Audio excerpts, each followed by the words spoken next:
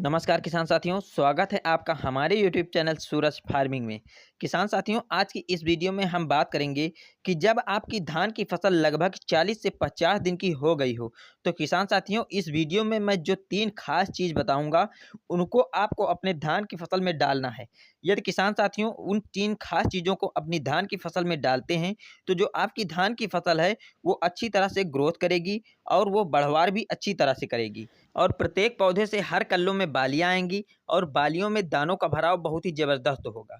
किसान साथियों, अगर इन 3 खास चीज़ों का उपयोग अपनी धान की फसल में करते हैं, तो यकीन मानिए आपको अंत में चलकर अच्छा खासा उत्पादन भी प्राप्त होगा, जिसके कारण आप सभी लोगों को अच्छा से अच्छा मुनाफा भी होगा। अगर किसान साथियों आप भी जानना चाहते हैं कि वो 3 खास चीज़ कौन सी हैं, तो वीडियो को पूरा देखें ताकि संपूर्ण जानकारी प्राप्त हो सके।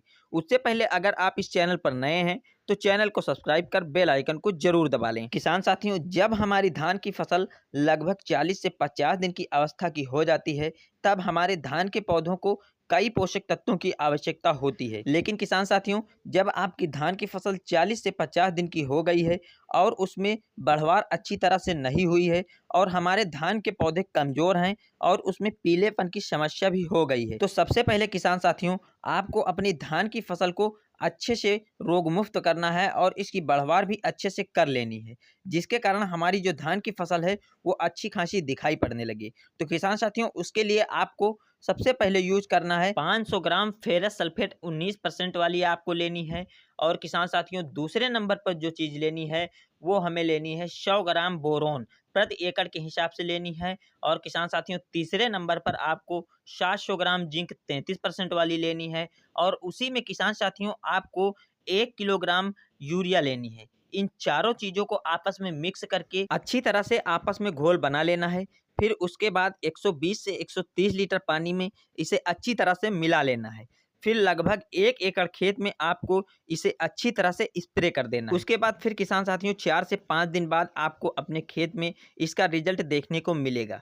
किसान साथियों जो आपके खेत में पहले से ही रोग लगे थे या उसकी बढ़वार नहीं हो रही थी, तो वो सारी समस्या इसको डालने से खत्म हो जाएंगी। किसान साथियों नंबर 2 पर जो आपको कार्य करना है, अगर किसान साथियों आपके धान में पत्ता लपेटक या तना छेदक या कई प्रकार की सुंडी लगी हुई है, तो किसान साथियों उसको हटाना बहुत ही जरूरी है। क्योंकि किसान साथियों अगर आप उसको नहीं हटाएंगे तो आपकी धान की फसल में पैदावार पर असर पड़ सकता है। इसलिए किसान साथियों नंबर 1 पर आपको लेना है कार्टेवा हाइड्रोक्लोराइड लगभग 7 किलोग्राम प्रति एकड़ के हिसाब से। और किसान साथियों दूसरे नंबर पर इसी में आपको थायोमेथक्साम 100 ग्राम प्रति एकड़ के हिसाब से लेनी है।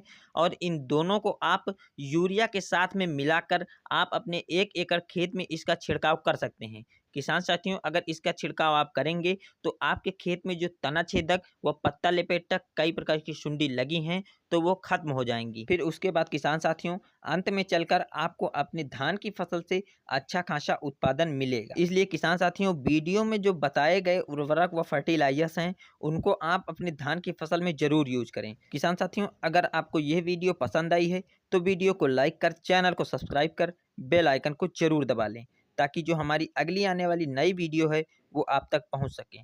फिर मिलते हैं किसान साथियों किसी अन्य वीडियो में नए कंटेंट पर, तब तक के लिए नमस्कार, जय हिंद।